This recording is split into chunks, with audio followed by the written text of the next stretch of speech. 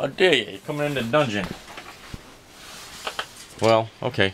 I've been wanting to make this mini Heine keg wood stove for about a year or two and just haven't had any time to get to it.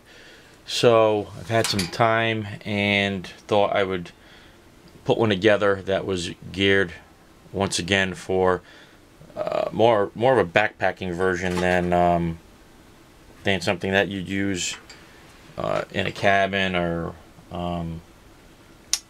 in a Tipi that doesn't have a ground cloth. Just thinking a lot of guys go out for the weekend in the winter, do some winter hiking, and they're going to be using backpacking tents. So I was trying to gear it in that direction. So what I did was I had previously built one that was in the vertical position and found that, you know, it was a little harder to load, probably, you know, a little less safe than a horizontal one, which had a lower center of gravity.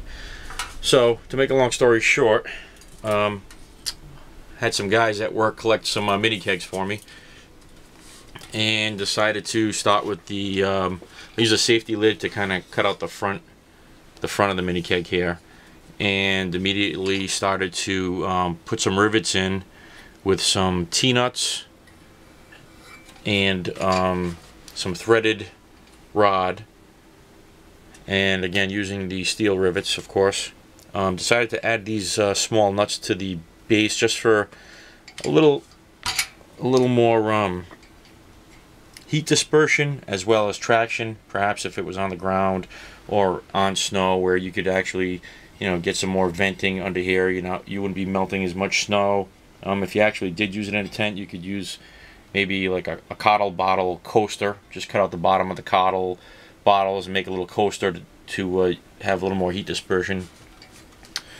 My next step was to cut the door panel out of the cap here.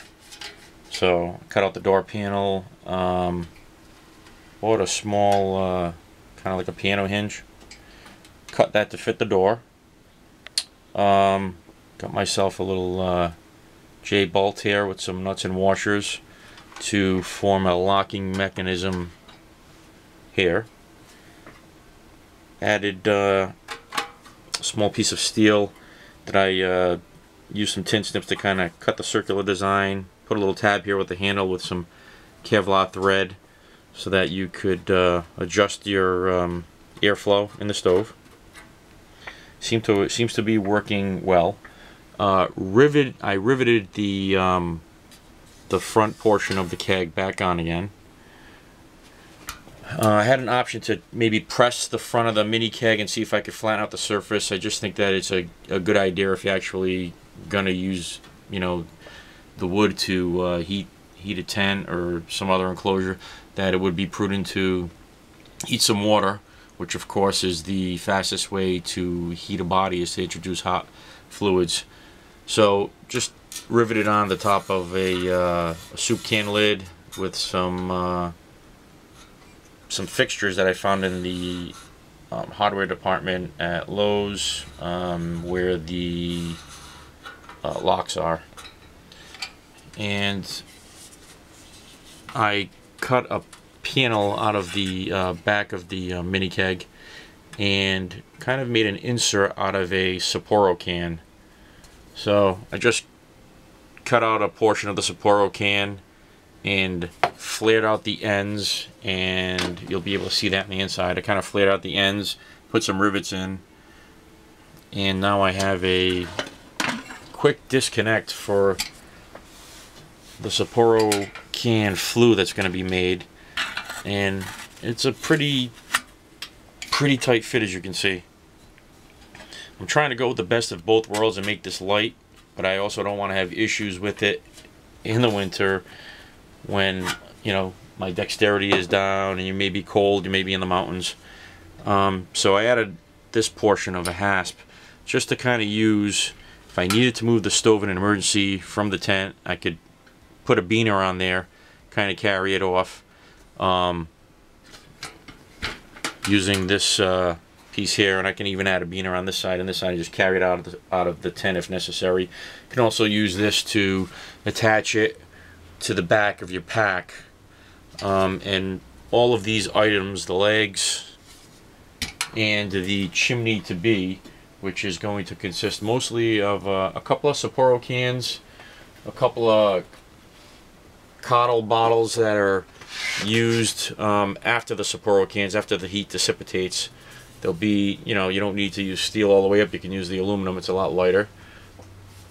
And there's a transitional can here, that's a steel juice can, and a V8 aluminum can that actually snugs into place with a small baffle. I've got a baffle on the inside made from, this isn't hardware cloth, this is some aluminum screening that you can use barbecuing, and thought that I would be certain that a lot of ash wasn't coming out, so there's a couple of screens inside and one here, of course with the rain cap on it. There's a spacer made from the wicking material from a wood stove. This is going to be the area where there'll be a bypass for most likely the vestibule is where I'm going to be venting this from. So this area here will be passing through the tent material in the vestibule with some more aluminum screening around it. I haven't fine-tuned this area, but some more of this aluminum screening with perhaps some of the carbon felt around it, just to be certain that there's not too much heat in contact, even indirectly, with the tent fabric. So that's going to be my next project, is just cutting out the Sapporo can to make the elbow to finish up the chimney. Trying the springs around this little assembly here to see if I'll be able to actually open and close this when it is fired up, that there is enough heat dissipated. So that will yet to be determined. That might work. Got the two Sapporo cans.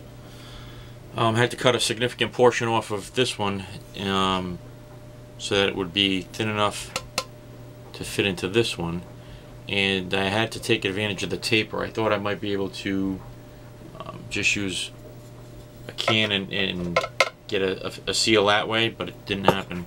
So as you can see inside, I had to cut away some of the bottom, shape it, and just kind of screw it in, and it just keeps going in. The bottom can flexes, and because each one is tapered, and they've got these little ridges in them that kind of strengthen them, it looks like it's really going to work.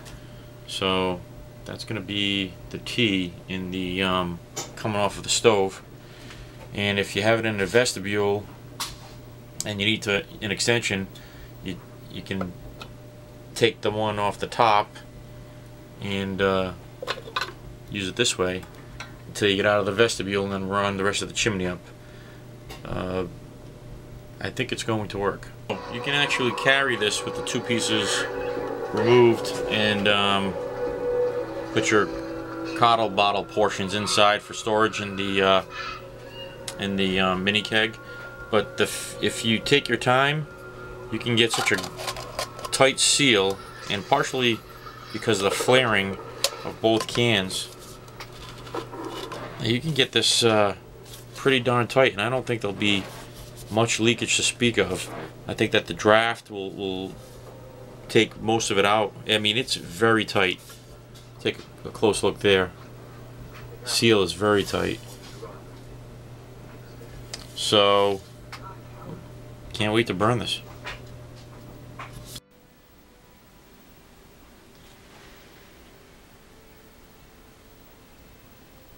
Yeah, Jimmy Stewart would be really proud of me right now, you know. Just he would love this wood stove, gosh darn it. Coming up with a couple of options using these fashioned around the cans with once again the Kevlar, the carbon felt, and this aluminum grating. So that'll be the next step.